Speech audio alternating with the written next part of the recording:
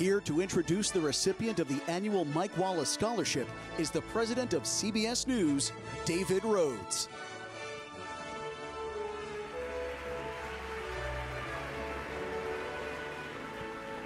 You know, the great privilege of working at CBS is getting to work alongside the giants in this form.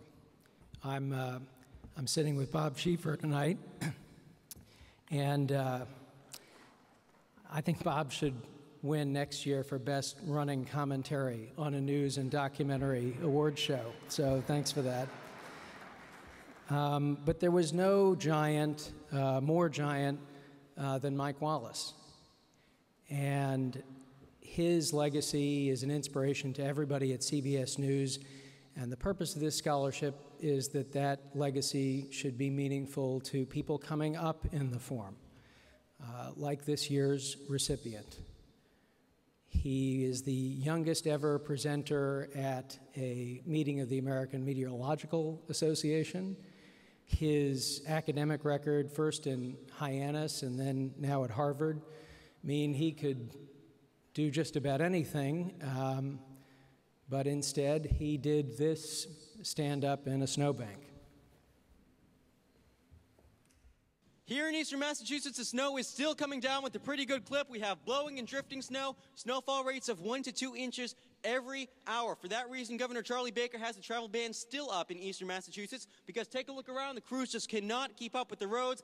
Look right now, there's about 3 inches of snow on the roads, caked down, and unfortunately with the visibilities, you just won't be able to see, so it's a time to hunker down and stay at home. We've seen wind gusts anywhere between 50 and 70 miles per hour. Nantucket this morning gusted to 78 miles per hour. That's well above hurricane force, and that's the reason why you can't see a thing out here with visibilities so low. We're expecting gradual improvement throughout the afternoon, but until then, we have that travel ban up, and the winds will also lead to coastal flooding. We saw minor to moderate coastal flooding this morning, and major coastal flooding likely this afternoon, especially in Sandwich. So many hazards to deal with. It's time to just hunker down, ride this thing out, and hopefully by tomorrow morning, the roads will be in better shape. For Weather Nation, Matthew Capucci, Plymouth, Massachusetts.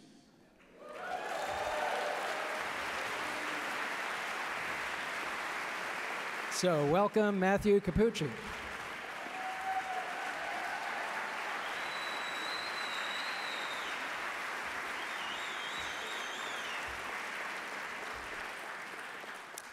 And hello, everyone. As you know, my name is Matthew Capucci, and I've just entered my freshman year at Harvard University. Firstly, I'd like to express my sincere gratitude for the enormous contribution made by the National Academy of Television Arts and Sciences towards my continuing education in the field of atmospheric sciences, meteorology, and of course, broadcast journalism. Now, in the words I've always dreamed of saying on this stage at the Emmy Awards, I'd like to thank the Academy.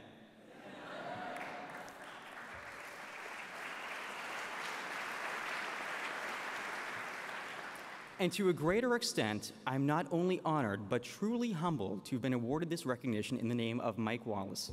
Not only an amazing journalist, Wallace is also an incredible human being and lives on through the thousands of current journalists that he once inspired to pursue their dreams of entering the broadcast field. Now, I want you to think back to a moment back in your early years as a broadcast television anchor.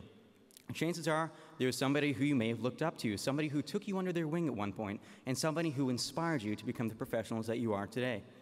For so many, this person was Mike Wallace.